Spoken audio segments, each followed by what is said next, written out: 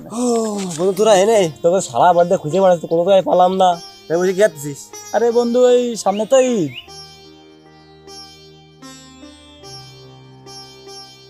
বন্ধু তোরা এখানে কি করতেছিস? আরে বন্ধু তুই আইছিস? আচ্ছা বন্ধু বস। না বন্ধু আমি বসবো না। তা বসবি না কা? কি সমস্যা তোর? না বন্ধু আমি এখানে বসবো না। আচ্ছা বন্ধু, তাহলে তুই এই পাশে বস, আমি ওই পাশে যাচ্ছি।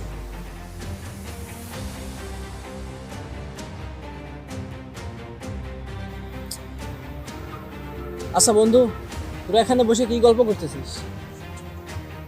বন্ধু আগামীকাল ঈদ, তা হলে নাকি ভালো সিনেমা চলতেছে, তা সবাই হলে সিনেমা দেখার জন্য প্ল্যান করতেছি।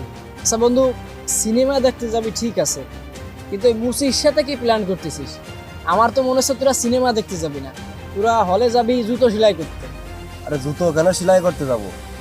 ও বলছিল আমাদের সাথে যাবে, তাই ওকে নিয়ে যাওয়ার কথা। তোরা কি পাগল? সিনেমা দেখতে যাবি ভালো কথা, তো এই মুসিকে কেন সাথে নিবি? ওর স্ট্যাটাস আর আমাদের স্ট্যাটাস কখনো এক হয়? ও করে সামান্য মুসিগিরি, ওর গাও দেখ হচ্ছে চামড়ার গন্ধ। ও যদি আমাদের সাথে যায় তাহলে আমাদের মান সম্মান থাকবে?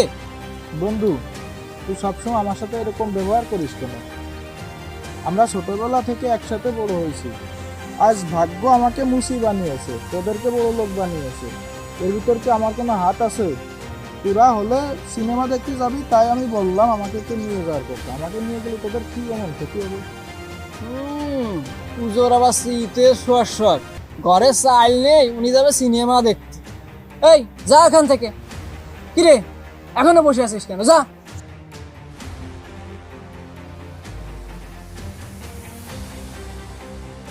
ও তো আমাদের ছোটবেলার বন্ধু, তুই ওর সাথে সবসময় খারাপ ব্যবহার করিস কেন? আরে বাদ দে তো মুসির কথা, মুসির সাথে কি এত ভালো ব্যবহার করবো আমি?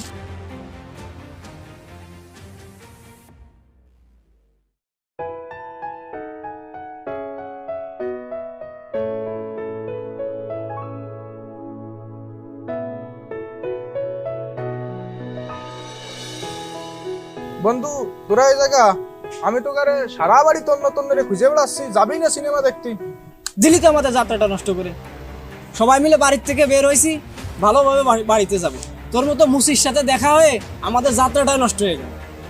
ওকে নিয়ে যাই, ও তো আমাদের বন্ধু। বন্ধু তোরা যেতে ছেলে যা, আমি এই মুসির সাথে যেতে পারবো না।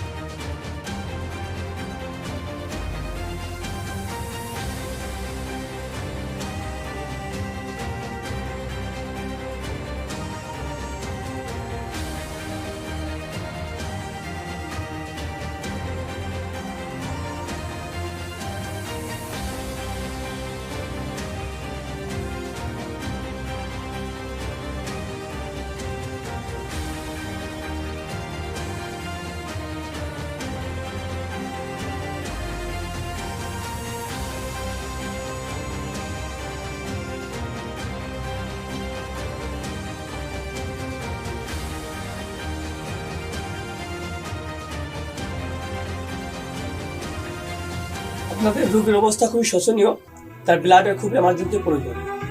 ওর তো ওবি নেগেটিভ রক্ত, ও তো আমাদের কারণ নাই। বন্ধু তোরা কোনো চিন্তা করিস না, আমার ওবি নেগেটিভ রক্ত। ডাক্তার আমার রক্ত নেন। ঠিক আছে, তাহলে আপনি আসেন।